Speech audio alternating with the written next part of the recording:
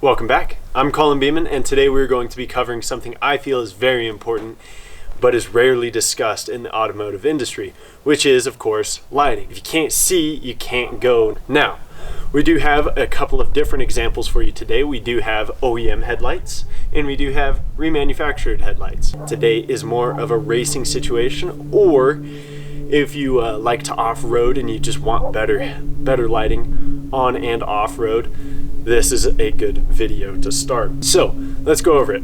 OEM headlights like these are usually HID. Now modern days they are starting to go over to LED style lights or projection headlights, which are very nice and are stupid bright. Ask me how I know. They work really well, but they aren't perfect. What's the drawback to HID bulbs?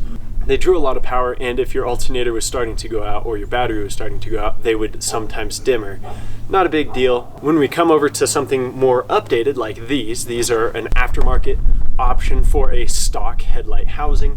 These still do run HID bulbs, but they are far greater than the old school from the 90s style headlights. These also do have halo LED shrouds around the HID bulbs. Doesn't really add to the overall lighting, but does give it a nice aesthetic. Regardless, OEM headlights usually leave something to be desired. Now, with modern headlights, they are quite bright, they do shine quite far, and they do give you a decent amount of shoulder visibility. Now, with fog lights are something a little bit more special, and they don't have a need on every vehicle. Now, depending where you live, you might want them or you might not want them. Out here in the mountains, we have a need for them. Just daily driving to and from work, you're usually driving, if you are driving early in the morning, you're driving in snowy conditions or you're driving in foggy conditions. It's not too big of a deal if you live somewhere like the desert where you don't have too many of those situations. You don't need fog lights, they're not a necessity, but in certain areas they are very nice to have. They do a lot better of a job than your low beams would in a snowstorm. Now, moving on from fog lights, we have our light bars.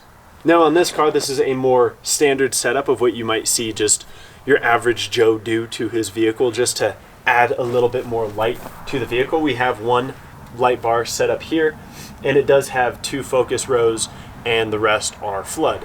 Now the only issue with mounting a light bar in a setup like this, especially on this style of car where the windshield is 1.5 miles long, and mounting it up on the roof without a matte black hood, is you run into a bunch of different issues.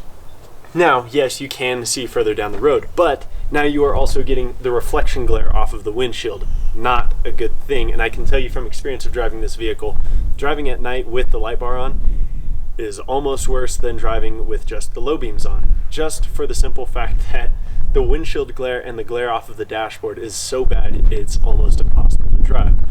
So this car has a subpar light bar setup.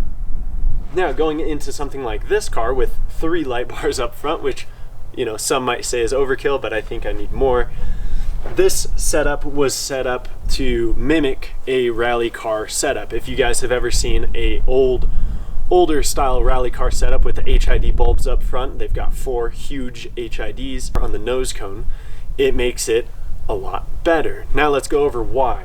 First off, it is below the visibility of the driver. The lights are not mounted in such a way where as to obstruct the driver's view, and it's not mounted on the roof where it's going to shine light through the windshield or reflect off of the hood back at the driver. That is very important when it comes to driving fast at night. This system works really well because not only do I get a little bit of shoulder view out of these 2 lowers, but the center one also allows me to have some elevation adjustment with these 3 light bars.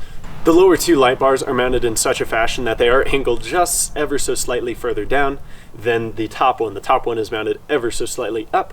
That way, as to come into a ravine or coming over a crest, you still have light below and above. That way it gives you a good idea of what you might be coming across. Now, this is my opinion. I don't think that light bars are the answer to all the questions that we have with HIDs. I think there is a point in which LEDs are not as functional as HIDs. Now, the reason I have them on my car is because they do a very good job at a very low cost and don't have much draw on the overall electrical systems. But HIDs, for whatever reason, give you a better throw further and allow your eyes to receive that information a lot better. Something about the contrasting light helps your eyes understand what you are looking at further down the road than you can with light bars. That is my personal experience. You guys go ahead and tell me if I'm wrong.